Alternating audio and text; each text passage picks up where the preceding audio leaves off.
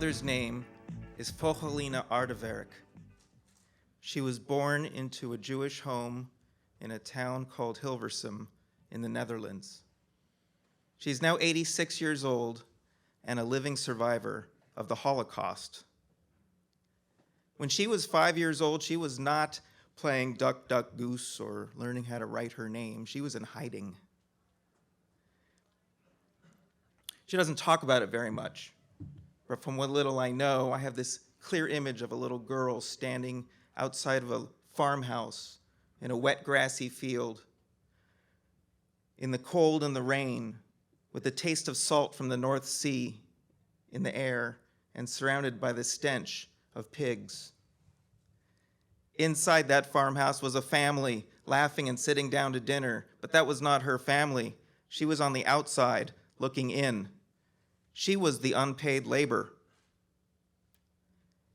That family did reluctantly agree to take in my mom and her 6-year-old sister because it was World War II, and they were already separated from their parents, and they had nowhere else to go. For nearly 4 years, they lived on that farm with impossible fright and worry and distrust, not to mention an overwhelming sense of abandonment and a complete lack of nurturing. They did not know where their parents were. After a while, they didn't know who their parents were, and possibly not even what parents were. My mom never saw her father again. It was confirmed he died in Auschwitz. She was reunited with her mother, but that relationship had so many layers of trauma between the two of them, it was a bond that could never be repaired. So once she had enough money and she was old enough, she left that life. She moved away, first to Paris for a few years, then to the east coast of the United States where she met and married my father, and then ultimately settling in the suburbs of Los Angeles where she still resides. Now, if you know anything about a Holocaust survivor, you know that they are just that, a survivor. Perhaps out of some sense of obligation to make good on the fact that they survived. My mom set out to have a life of importance and accomplishment. Now, it's ironic. Her name, Vochelina, translated to English means little bird. And indeed, she is of small stature, but she is a force to be reckoned with. After she spiffed up her English, she became a U.S. citizen, got her GED, earned a bachelor's degree in psychology, and then 2 master's degrees, one in gerontology and one in business. She spent the majority of her professional career in the deeply entrenched man's world of finance as an account executive for a large national brokerage house. This was all while she was raising 3 children. And it was important for her to raise us as Jewish, but entirely to overcome generations of persecution, and not at all for any sort of spiritual comfort.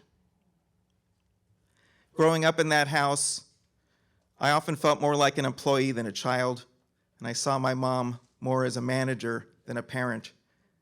By her own description, she offered us tough love, which was purely conditional, and any sort of nurturing was entirely transactional.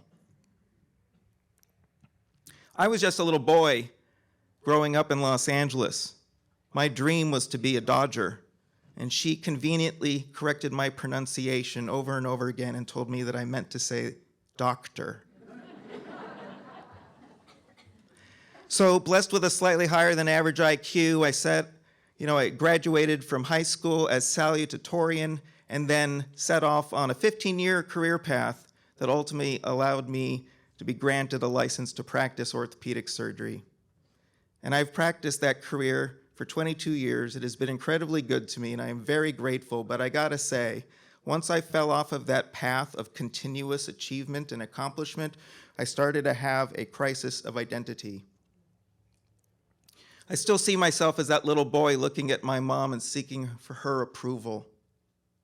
For some reason, without any sort of tangible, external validation, I struggle with my sense of self.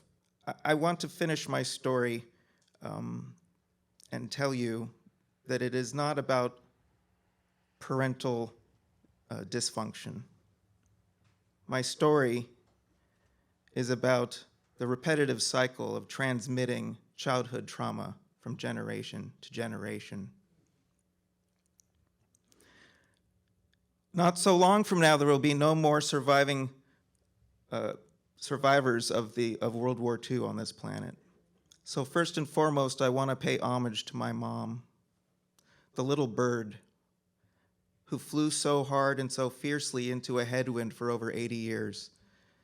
And as her son, a second-generation Holocaust survivor, I find myself on an incredibly difficult path to somehow assimilate the important spiritual concept of unconditional self-acceptance, a lesson never learned and therefore never taught by my mom, but one I really hope to be able to pass down to her lineage.